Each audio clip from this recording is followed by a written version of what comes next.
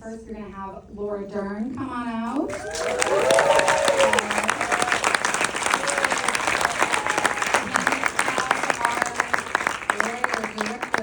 Also actor Bradley Cooper and E.T.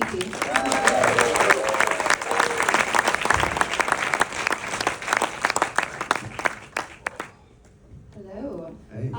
So one thing that I've been thinking about as I think about this movie is, do you think that a lot of people are going to now flood the Comedy Cellar trying to do?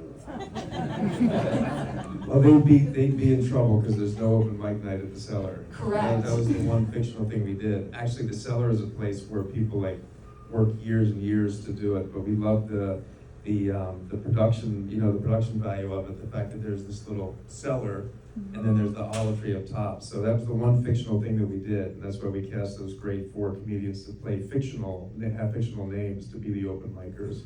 But everybody else that was there, if we went there tonight, 80% of who you see in the movie would be there. Dave Attell would be I guarantee you smoking a cigarette outside the cellar right now on Google Street. Yeah, it's was it 9 something there?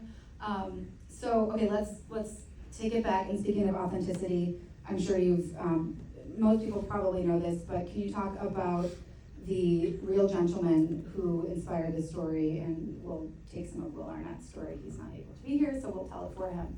How he, I guess, just overheard him telling kind of a version of, I went on stage at an open mic night. Yeah, he met him on a barge in Amsterdam or something like that. Yeah. Oh, I didn't know that part, a barge in Amsterdam. Yeah. I don't know any specifics. He just keeps saying that in the Q&As. But when I was in the middle of doing a movie and I was asking, Will and I have been friends for like 25 years. We used to live in Venice, California together as young actors, and I was just asking what he was up to, and he was talking about developing a movie based on or inspired. I think it was more based on John at that point, John Bishop, who's a comedian who now sells out the O2 Arena and has a huge career as a stand-up comic. But his life, what happened to him was he had broken up with his wife, went into a bar one night, didn't want to pay the cover, put his name down so he didn't have to pay, and then went up on stage and just all of a sudden started talking about his imminent divorce. That actually happened, and then months later, his estranged wife came into a comedy club / bar with her girlfriends, and he was up there doing an open mic night talking about her. And then they wound up getting back together, and now they're still married. So those 2 factual parts, if we had written that, you'd be like, that's a little bit too much. But so that was kind of gold. And he was developing it with Mark Chappell, a writer for Searchlight in the UK. It was more a movie about the stand-up comedy, but then I couldn't get the image out of my head of him on stage, and I love his voice, and he's such a great actor that I don't feel I ever had the opportunity to do something like this. And I just couldn't stop thinking about it, and then I was like, do you think there's a way that maybe I could direct it, maybe take a crack at maybe rewriting it and see what you guys think, and then that's how it all started. And then, how did you 2 meet? You guys have known each other for a long time as well, right? Yeah. What's the actual origin story? What is the origin story? Tell the version. This is where we're going to tell the actual origin Next. story. That's for us. We've been very close for many years. We were married. And it was complicated, much like this film. And then It's based on our story. But we have been friends for 15 years. It's funny because people said we never worked together, but Laura, first of all, is such an incredible writer herself, and if I'm betting, she's going to direct a movie in the next 5 years, I would say. Yeah. So I've always gone to her for everything. Just starting with Stars Born and Maestro, and so we've always been dear friends to them. And the movie shifted to be a movie what if we make a movie about the need for communication, and in our intimate relationships. And in order to do that, me thinking about if I'm pursuing something that's demanding of me, that's asking me to be myself in an uncomfortable, potentially uncomfortable situation, and if I'm doing that in the process of growing, then that aids my intimate relationships. And I was like, this stand-up comedy is the perfect foil for that.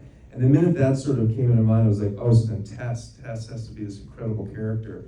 And I was sharing with Laura what we always share we were doing, and then I was like, and also Laura's very tall. And that actually was an element of it. So I thought, oh, would it be interesting if she was coming down the mountain? She was a professional athlete. She's already hit the summit. He just discovers this mountain that he didn't even know was there.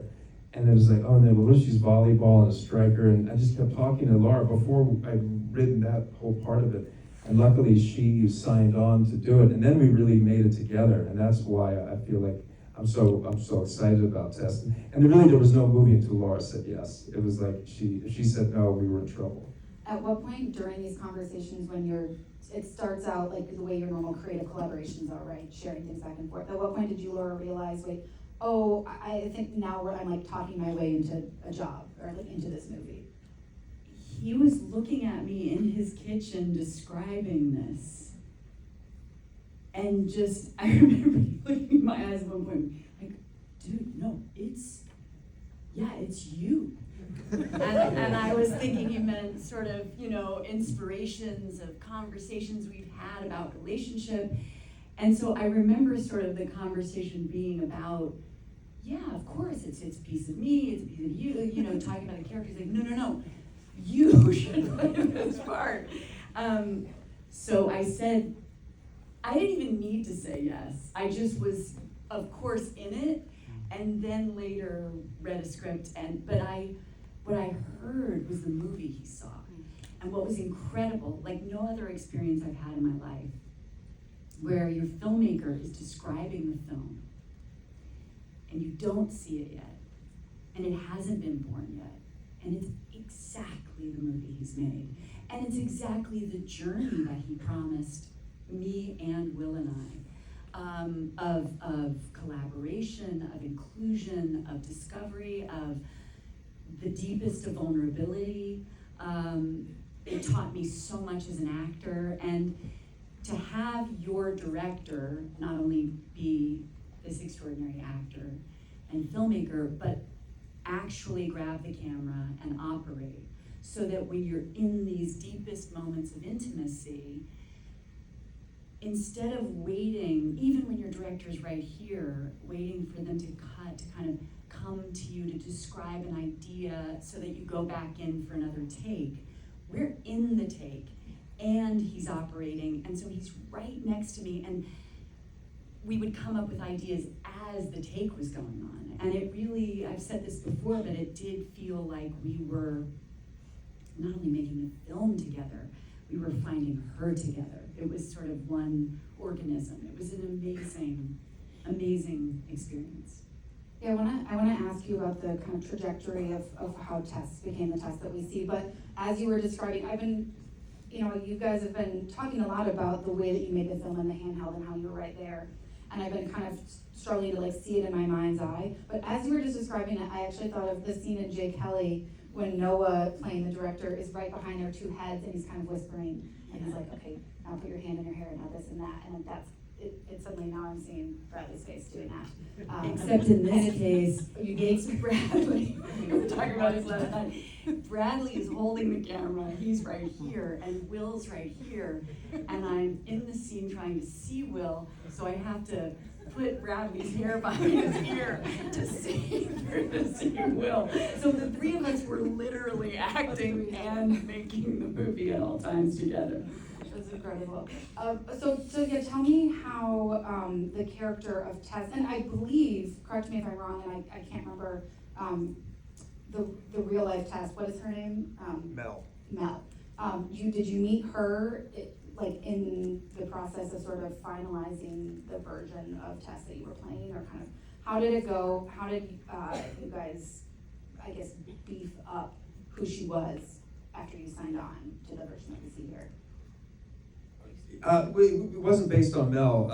It was beefed up just by the nature of Laura saying yes and then wanting to make a movie about, what happens if we, the day, why now, why at this moment, it's the day that they decide to break up, and then what happens after. But Laura met with Mel and recited like their whole entire conversation, and it was Mel who talked to her about this moment when they were trying to pick because I was trying to find a way for them to have physical touch while they're apart. Like when you could be in a fight, or you could say, you're trying to distance yourself, but if you have to physically touch somebody and there's still so much there, I wanted that moment. And she was talking about lice, And I was like, oh, that's a great way, that's a great set piece for that. So that was completely inspired by your conversation with Mel.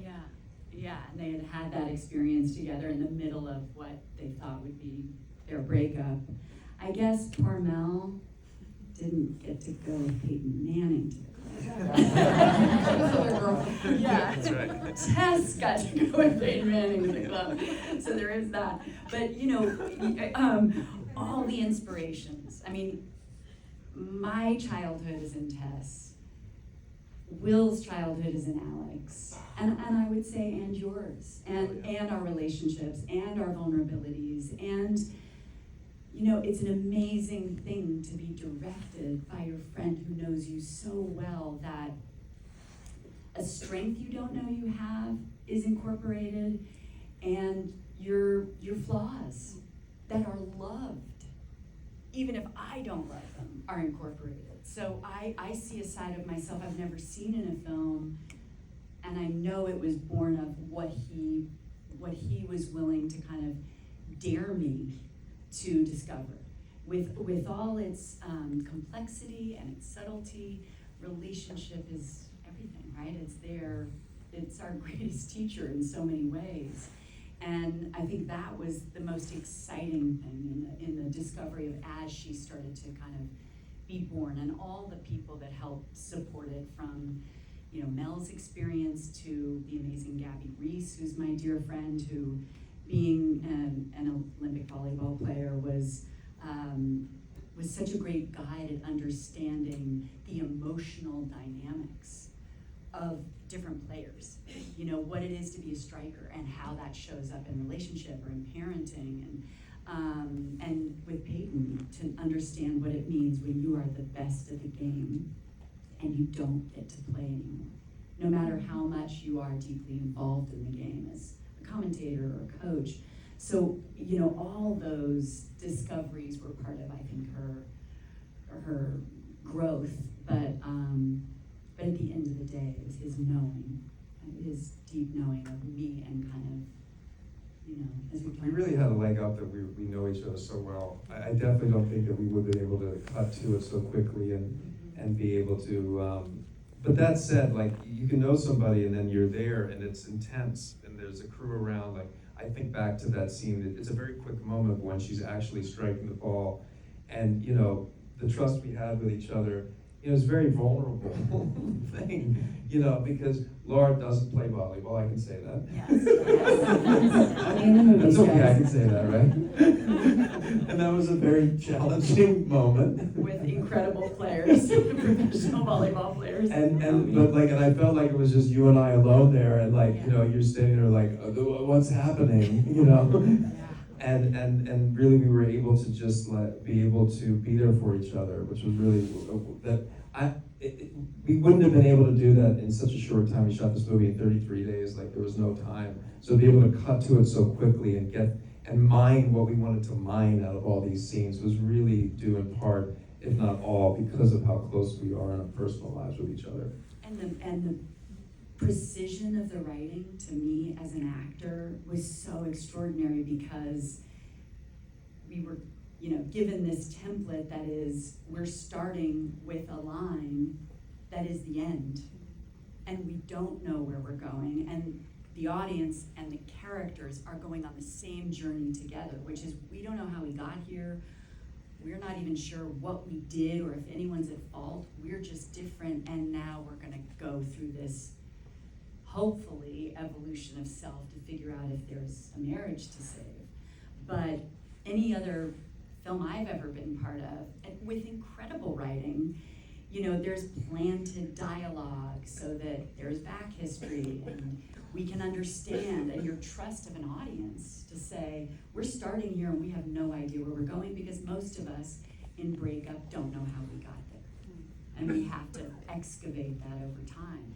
And that, I thought, was just so brilliant and exciting for Will and I as actors to discover. And with Bradley and Andra too, incredible, and the friendships and what their marriage is going through. That was an amazing, amazing journey.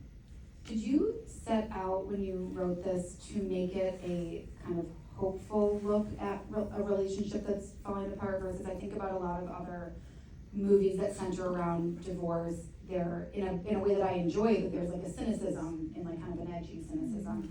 But this has, it's not cynical at all about all the text. But was that something that you, like, was in your head from the beginning, or did you sort of arrive there? No, I mean, well, first of all, I think I'm happy in my life. And I was like, I want to make a happy movie.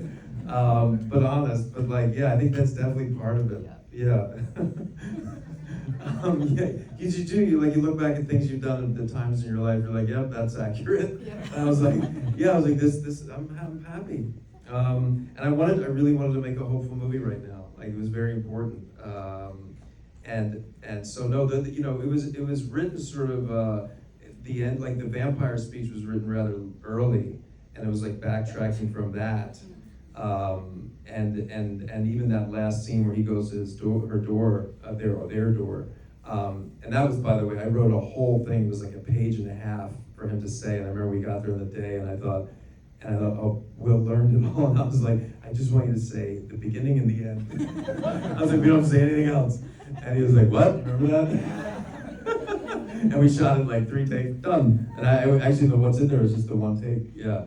But no, we worked backward. I worked backwards from structurally about how could we then get to him being that comfortable from having this moment where she actually shares, she feels comfortable enough to share with him because she sees him this thing about, you know what, it was never enough for me, or I wasn't sure and I couldn't share with you because you weren't there, and that he feels that shame. But he doesn't. But now at least he has a place to express himself. That's why he gets up and he walks right onto stage. And he never had that before. He never worked on himself. So he has this place to vomit his emotions. And then he's able to, sit with that. His dad comes, says it's okay, and then thank God for balls. Who says, what's that? It's the back of someone's head. You just turn it around. And it's like, right, of course. Where did you come Thank up God with for balls, right? where did you come up with the thing? That I inherited. That was balls. It's so funny, like the thing, I was like, we're gonna change that name, because that's the worst name. And that actually wound up being the very fuel for the character. Yeah. So I take no credit for balls. So this movie you did this really quickly, right? Like you started working on it, workshopping it. I mean, it's all been done this calendar year. Yeah, we right? wrapped in May, and I delivered the print master October 2nd, and it premiered that Friday at the New York Film Festival. So it was crazy, yeah. What do you? But fun. That was interesting. Yeah. What do you think that rapid pace, like, how did that serve the movie? Like, what does the movie have that it wouldn't have had? Do you think if it wouldn't have had? Well, again, I'm happy. It could have taken longer. There were more But I was sad.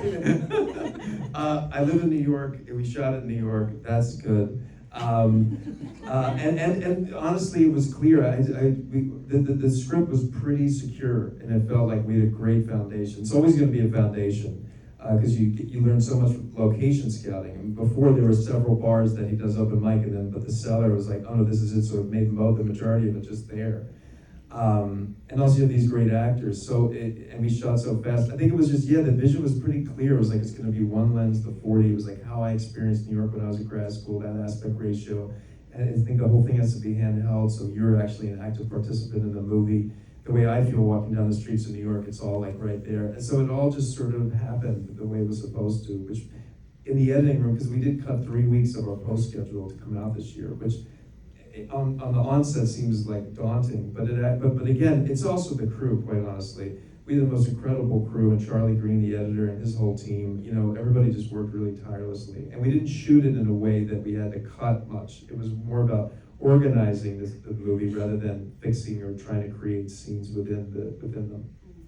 Laura, when you were talking about the vulnerability of the volleyball scene, for example, you obviously never shot a scene like that before, but is there anything that you've done that felt that same way, insofar as this is really new to me on a visceral level?